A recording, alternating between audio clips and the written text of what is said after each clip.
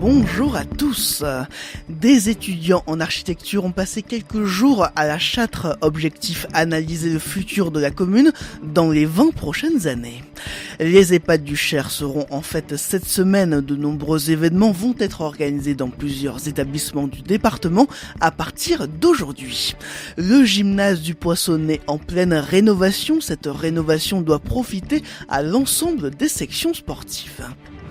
RCF en Berry, le journal Hugo Sastre. Des étudiants de l'École nationale d'architecture à la Châtre il y a quelques semaines. Une venue dans le cadre de l'adhésion de la commune à sites et cités remarquables. 8 étudiants sont donc venus pendant 4 jours. Leur objectif, faire une étude sur le devenir de la Châtre d'ici 20 ans. Une étude sur 3 thèmes, l'habitat, le commerce et la mobilité. Ils avaient carte blanche, comme le raconte Patrick Judalet, le maire de la Châtre. On leur a fait faire un tour de ville parce que pour qu'ils connaissent tous les endroits de notre ville, du centre notamment de la ville, ils ont rencontré des gens, il y a eu des petits sondages de réaliser via le site internet, etc., etc. Ils ont été libres de leur choix de mouvement et d'activité. Moi, je leur ai donné, pas comme consigne, mais comme idée, je dirais, lâchez-vous, proposez-nous des choses, même si ça peut, si vous voulez, un peu être osé, mais il faut qu'on soit parfois osé dans une ville pour en tirer la quintessence de ces réflexions. Et s'il y a des choses qui ne vont pas, qu'on n'apprécie pas de la bonne manière, eh bien il suffit il faut le dire. Je sais déjà qu'ils ont d'ores et déjà trouvé que la voiture prenait beaucoup de place dans les rues. Eh bien, je pense qu'il faut le dire.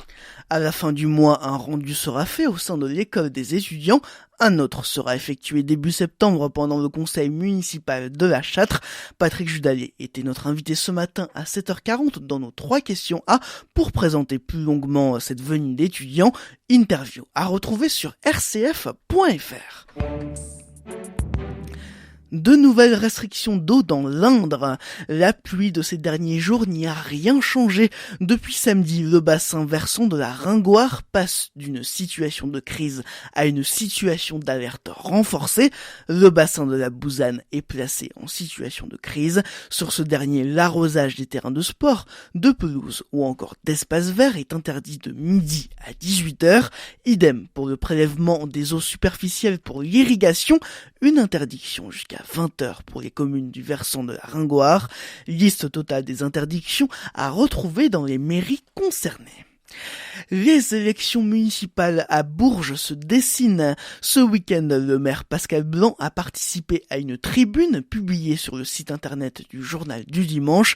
Dans cette tribune, 72 élus locaux annoncent leur soutien à Emmanuel Macron, dont Pascal Blanc donc. Concomitamment, le député La République En Marche, François Cormier-Bouligeon, a annoncé dans les colonnes du Berry républicain être candidat aux élections municipales berruyères, une candidature sans l'étiquette En Marche. Il souhaite être le candidat du Rassemblement. Candidat, Pascal Blanc ne l'est pas encore, il doit officialiser ses intentions à l'automne. La semaine des EHPAD commence à partir d'aujourd'hui dans le Cher. 31 établissements du département participent à l'événement. De nombreuses activités vont être proposées dans les différents établissements, comme des spectacles, des jeux ou encore des rencontres intergénérationnelles avec des écoles ou des centres de loisirs.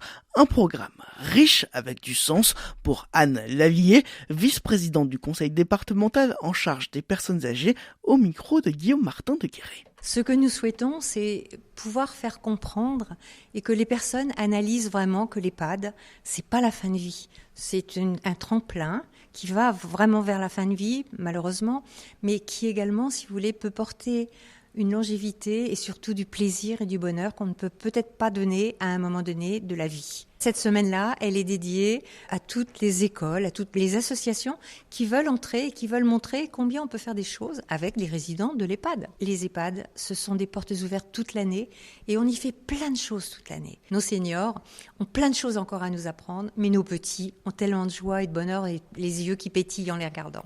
Et si vous voulez vous aussi avoir les yeux qui pétillent en regardant, vous pouvez participer à la semaine des EHPAD dans le département du Cher, un événement ouvert à tous à partir d'aujourd'hui et jusqu'au 16 juin.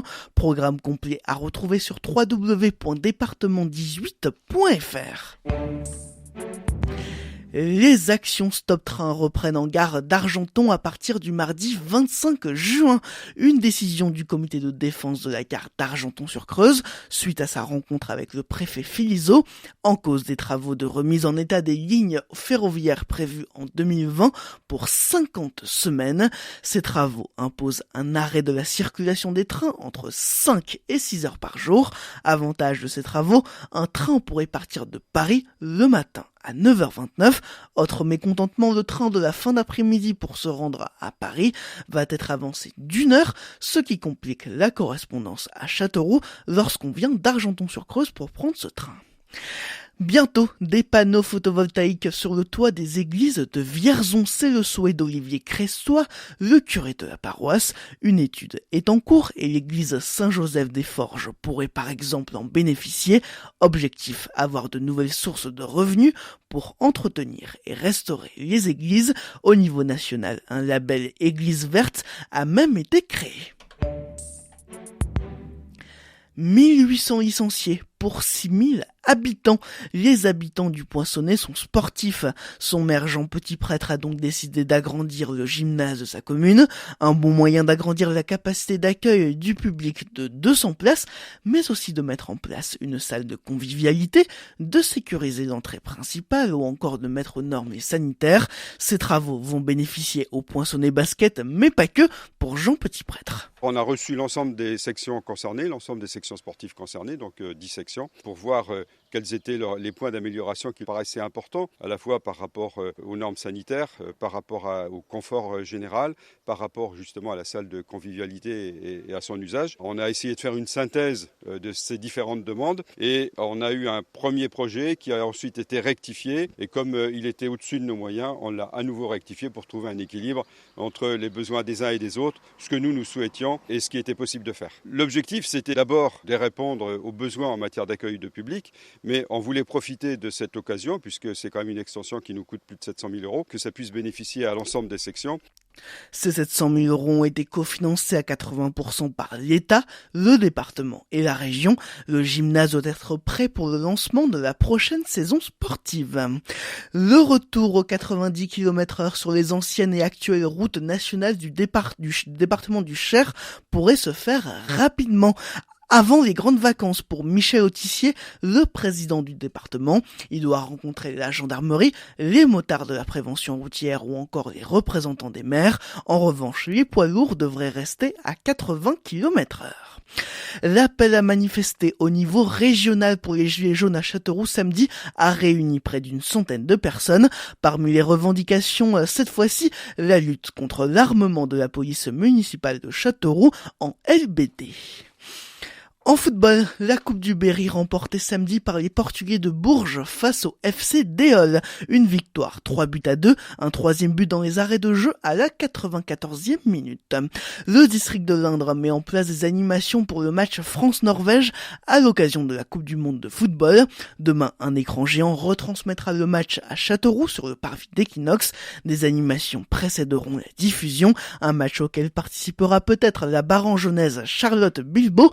Pour le match d'ouverture vendredi, elle n'a pas été sélectionnée par Corinne Diacre, la sélectionneuse.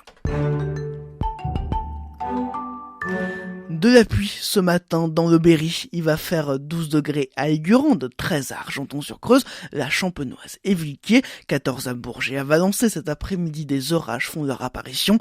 Les températures grimperont légèrement avec une maximale de 16 degrés.